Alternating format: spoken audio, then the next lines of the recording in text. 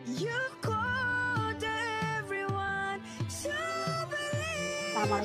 warahmatullahi wabarakatuh. Waalaikumsalam warahmatullahi wabarakatuh. Waalaikumsalam warahmatullahi wabarakatuh. Nah, oke, kita mulai ya pelajaran kita hari ini. Assalamualaikum warahmatullahi wabarakatuh. Waalaikumsalam warahmatullahi wabarakatuh. Assalatu wassalamu ala asrofil anbiya'i wa mursalin wa ala alihi wa sahbihi ajmain. Amma ba'd. Anak-anakku sekalian, pada kesempatan hari ini Ibu akan menerangkan tentang materi pelajaran Al-Quran Hadis yang berjudul dengan Al-Quran Hadis sebagai pedoman hidupku. Namun sebelum materi dimulai, silakan kalian bisa di bawah sebagai absensi kalian. Ibu akan membacakan tujuan pembelajaran kita.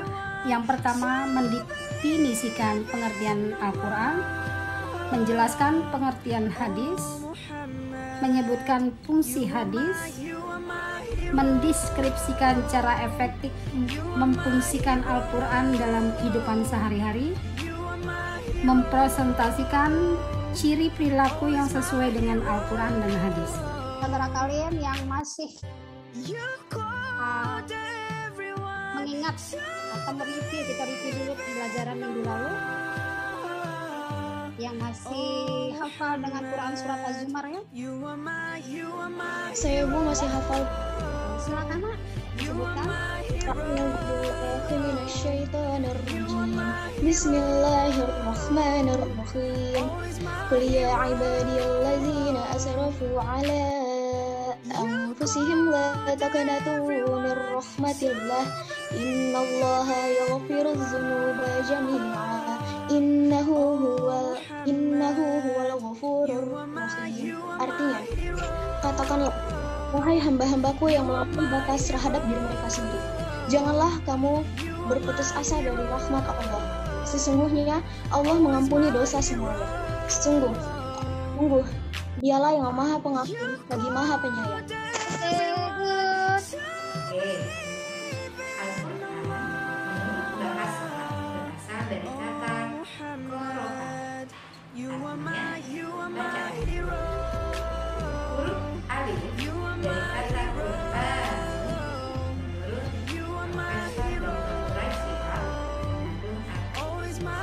Sekarang Ibu mau tanya, yang tahu apa sih pengertian Al-Quran menurut bahasa? Saya Bu. Oke, Aira? Kata Al-Quran menurut bahasa, kata Al-Quran itu berasal dari kata kerja qira'a yang artinya adalah membaca. Sedangkan kata Al-Quran itu mempunyai kata dasarnya, dan kata dasarnya itu adalah Quran. Dan Quran ini mempunyai arti bacaan. Nah, jadi kerjanya itu adalah qira'a yang artinya membaca, maka kata dasar Al-Quran ini adalah Quran yang artinya adalah bacaan. Dan lalu kata alif pada kata Al-Quran itu mempunyai arti sempurna. Nah, demikianlah kata Al-Quran itu mempunyai arti bacaan yang sempurna. Baik ya, jadi Al-Quran itu asal katanya dari bahasa Arab, yaitu qira'a ya, qara'u Qur'anan ya. Ya, dari bahasa Arab yang artinya adalah bacaan ya, ditambahkan al di awal kalimatnya hingga menjadi al-Quran. Untuk pengertian Al-Quran menurut istilah, coba siapa di antara kalian yang ingin? Saya Bu. Ada? Saya Bu. Oke, Sabila silakan. Istilah Al-Quran adalah wahyu Allah Subhanahu wa Ta'ala yang diturunkan kepada Nabi Muhammad SAW melalui malaikat Jibril sebagai petunjuk bagi umat manusia. Oke, terima kasih Sabila. Selanjutnya yang ingin menambahkan pengertian Al-Quran menurut istilah? Ada yang lain? Faiza? Alhamdulillah si Jaki, silakan nama dan Jaki. Videonya boleh dibuka, bisa lihat orangnya gimana. Iya, silakan Jaki.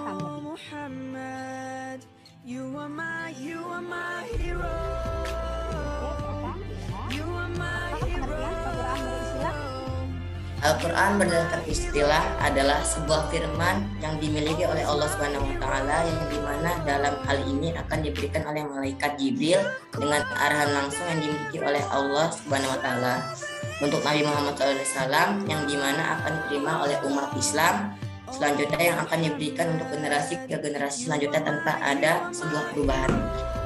Oke, terima kasih Zaki. Jawabannya sudah baik-baik semua. Ada lagi yang ingin menambahkan tentang pengertian Al-Quran ini? Baik ya, jadi Al-Quran itu ya pengertian menurut istilah, yaitu kalam Allah yang diberikan kepada Nabi Muhammad melalui malaikat Jibril dengan lafal dan maknanya. Bisa juga sebagai pedoman hidup bagi umat manusia. Atau mukjizat yang luar biasa yang diturunkan kepada Nabi Muhammad melalui malaikat Jibril. Ya, itu adalah pengertian Al-Quran menurut Islam. Baik, kalau tadi pengertian Al-Quran, coba di antara kalian yang masih mengetahui apa sih pengertian hadis? Saya, Bu. Ya, boleh, silakan. Secara bahasa, hadis artinya baru atau tidak lama. Pembicaraan cerita menurut para ulama. Hadis merupakan sinonim dari sunnah, yaitu setiap sesuatu yang diriwayatkan kepada Rasulullah SAW. Oke ya, jadi hadis itu sendiri ya berasal dari bahasa Arab, ya dari kata al-hadisu, artinya baru, berita, bercerita ya. Oke, yang mengetahui tentang fungsi hadis, pengertian hadis menurut istilah, ada di antara kalian yang mengetahui tentang pengertian Hadis berarti saya Bu. Iya, boleh, silakan. Hadis adalah perkataan atau perbuatan atau ketetapan dan persetujuan dari Nabi Muhammad yang dijadikan landasan syariat Islam. Hadis dijadikan sumber hukum Islam selain Al-Quran. Dalam hal ini, kedudukan hadis merupakan sumber hukum kedua setelah Al-Quran. Terima kasih. Terima kasih Zaki. Ada yang ingin menambahkan yang lain? Kaira? Saya, Bu. Iya, silakan Kaira. Seperti si Zaki tadi udah benar sih, Bu. Tapi mungkin saya mau nambahin aja. Itu para ulama itu secara istilah, hadis itu adalah sinonim dari sunnah, seperti yang sudah dijelaskan Salsabila tadi. Yang sunnah ini adalah setiap sesuatu yang diriwayatkan atau dinisbahkan kepada Rasulullah SAW, baik berupa perkataan, perbuatan, dan penetapan. Lalu juga sifat atau perjalanan Nabi baik sebelum atau sesudah diutus Nabi. Iya, benar sekali. Ini disebutkan semua sudah bagus semua. Nah, di antara itu Ibu juga pengen tahu apa sih fungsi Al-Quran? Saya, Bu, boleh, Bu? Ya, saya. Fungsi Al-Quran. Fungsi Al-Quran yang pertama itu adalah sebagai sumber hukum Islam yang paling utama. Jadi sebelum hadis, maka Al-Quran ini adalah sumber hukum Islam yang paling utama dibandingkan hadis, karena hadis adalah sumber hukum Islam yang kedua setelah Al-Quran. Dan lalu yang kedua, fungsi Al-Quran itu adalah sebagai konfirmasi dan informasi terhadap hal-hal yang tidak diketahui oleh akal, seperti itu, Bu. Lalu yang ketiga juga sebagai petunjuk bagi manusia ke jalan yang lurus tentang berbagai hal, karena ada banyak peristiwa banyak non-muslim yang masuk ke dalam agama Islam karena setelah mempelajari apa yang ada di dalam Al-Quran, seperti itu, Bu. Jadi Al-Quran ini adalah sebagai petunjuk bagi manusia menuju ke jalan yang lurus, seperti itu. Lalu jadi Al-Quran ini adalah penyempurna dari kitab-kitab sebelumnya, yaitu kitab Taurat, Zabur. Ya, itu adalah pengertian hadis itu. Sementara yang lain ada yang ingin nambahkan? Baik ya. Jadi fungsi Al-Quran itu tadi sudah dijelaskan ya, satu sama Kaira. Baik ya. Kita lanjutkan dengan apa fungsi hadis? Saya, Bu, boleh? Boleh. Ya boleh Latifah, boleh silakan nanti. Ya. Fungsi hadis yang pertama mengukuhkan hukum-hukum yang sudah ada dalam Al-Quran. Yang kedua, merincikan ayat-ayat Al-Quran yang mujmal. Yang ketiga, menetapkan hukum-hukum yang belum terdapat dalam Al-Quran. Yang keempat, membatasi keumuman ayat Al-Quran. Atau ada yang ingin mengetahui apa yang dimaksud dengan fungsi hadis atau melakukan hukum-hukum yang ada dalam Al-Quran?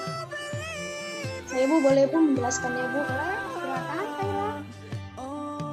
Fungsi hadis terhadap Al-Quran seperti yang sudah dijelaskan oleh Latifah tadi, yaitu yang pertama adalah mengukuhkan hukum yang sudah ada di dalam Al-Quran. Jadi fungsi hadis ini adalah untuk semakin menguatkan hukum yang ada di dalam Al-Quran tersebut, Bu. Jadi kalau misalkan ada suatu hukum di dalam Al-Quran, misalkan hukum untuk melaksanakan puasa, nah maka fungsi hadis di sini adalah untuk semakin menguatkan hukum tersebut, Bu. Nah seperti itu. Lalu yang kedua, fungsi hadis itu adalah untuk merinci ayat Al-Quran yang mujmal. Nah itu merinci ayat Al-Quran yang masih syara atau masih belum terlalu jelas, seperti itu, Bu. Untuk semakin menjelaskan ayat-ayat Al-Quran yang masih bersifat mujmal seperti itu. Dan lalu yang ketiga itu adalah hukum yang belum terdapat di dalam Al-Quran. Nah, contohnya kita ambil contoh yaitu adalah yaitu hukum untuk tidak memakan makanan, untuk tidak memakan burung yang berkuku tajam. Nah, Hebat sekali. Ayo kita kasih segini support yang gemuruh buat Kayla yang sudah memaparkan begitu banyak fungsi hadis ya dalam Al-Quran ternyata. Ya mudah-mudahan kita juga terinspirasi untuk paham tentang fungsi hadis dalam Al-Quran. Ya baik ya. Itu ya fungsi Al-Quran itu sendiri yang sudah dipaparkan oleh Ananda kita. Baik sekali. Untuk itu ada yang ingin menyimpulkan paparan dari Kayla? Oke, misalnya tadi apa? Menetapkan hukum-hukum ya yang belum terdapat dalam Al-Quran ya. Contohnya tadi ya binatang ya. Misalnya dialog ya haram atau tidak dimakan itu tidak ada di dalam Al-Quran misalnya ya, tetapi ada di dalam hadis. Termasuk membatasi keumuman ayat dalam Al-Quran ya, fungsi yang hadis itu. Kalau dalam Quran surah Jumu'ah itu perintah ya untuk wajib bagi umat Islam ya untuk melaksanakan sholat Jumat ya, itu perintah dalam Quran. Tapi Al-Quran tidak menerangkan tentang batasan-batasan yang tidak wajib dilakukan sholat Jumat, tapi ada di dalam hadis. Apalagi selain itu? Ya, baik ya. Kalau sudah ya tentang pengertian Al-Quran, kita sudah paham tentang fungsi Al-Quran, kita paham tentang pengertian hadis, kita paham tentang fungsi hadis. Sekarang Ibu minta yang Ibu berikan ya pembuatan tabel, cari kalimat Al-Quran. Silakan kalian cari dalam Al-Quran surat apa, lalu teksnya kalian tulis di dalam tabel yang udah Ibu kasih. Ya, ayo silakan. Yang lain? Oke. Oh, jadi silakan Gozi, silakan. Ya boleh nanti disebutkan lagi, dicari lagi Faiza. Oke. Semangat. Ya. Sekarang Gozi silakan. Ini surat Al-Insyiqaq ayat 21 yang berbunyi wa idza quri'a 'alaihimul qur'anu la yasjudun. Oke, itu Quran surat apa nak? Ayat berapa? Quran surat Al-Insyiqaq ayat 21. Iya. Terima kasih sudah mencari, keren Abi. Silakan yang lain. Bu. Ya, boleh. Jaki silakan. Quran surat Al-Baqarah ayat 185 yang berbunyi Syahrul Ramadhanal ladzi unzila fihil Quran, yang artinya bulan Ramadan adalah bulan yang di dalamnya diturunkan Al-Quran. Oke, jadi syahrul Ramadan allazi unzila fihil Qur'an ya hudal linnasi wa bayyinatin minal huda wal furqan. Oke, Zaki, terima kasih. Ada yang lain yang sudah mendapatkan kalimat kata Al-Qur'an dalam Al-Qur'an? Bu. Boleh, Kak, silakan. Di surat Al-Isra ayat 9 yaitu bunyi inna hadzal qur'ana yahdi lillati hiya aqwam wa yubashshirul mu'minin. Habisnya ada kata Al-Qur'annya, Bu, yaitu di inna hadzal qur'ana yahdi. Baik, ada yang lagi? Saya boleh lagi nggak, Bu? Sudah, yang lain? Saya, Bu. Ayah, boleh? Langsung bilang. Di Quran surat Yasin ayat 2 yang berbunyi wal Qur'anil Hakim. Bagus sekali ya, wal Qur'anil Hakim. Oke, semuanya sudah baik, sudah bagus untuk mencari kata Al-Quran dalam Al-Quran dan saling menyebutkan teksnya. Untuk itu, siapa yang bisa menyimpulkan tentang pengertian Al-Quran atau Al-Quran sebagai pedoman hidup dalam kehidupan? Ayo, siapa? Kesimpulannya ya, Bunda. Ya, boleh kesimpulannya. Pertama itu ada pengertian Al-Quran yang berarti kalam Allah yang diturunkan kepada Nabi Muhammad SAW melalui malaikat Jibril dengan lafal dan maknanya. Yang kedua, pengertian hadis yaitu setiap sesuatu yang diriwayatkan baik perkataan, perbuatan dan takrir Nabi Muhammad SAW. Yang ketiga, fungsi Al-Quran dan hadis.